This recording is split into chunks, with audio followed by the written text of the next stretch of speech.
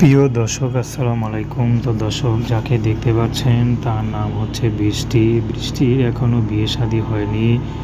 বৃষ্টির পরিবারে শুধু এক ভাই আছে আর তার মা আছে। তো বৃষ্টি একটি কসমেটিক দোকানে সেলসম্যানের চাকরি করে। তো সেইখানেই বেশি টাকা পায় না, 4-5 হাজার টাকা পায়।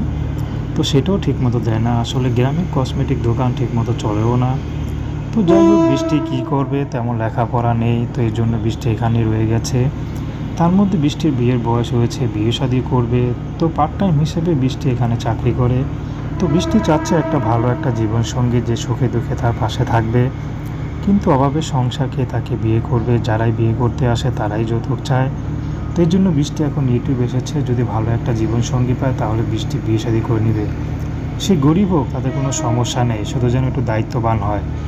তো দর্শক, প্রেম ভালোবাসা বিয়ে শাদী করা একান্ত আপনাদের ব্যক্তিগত ব্যাপার।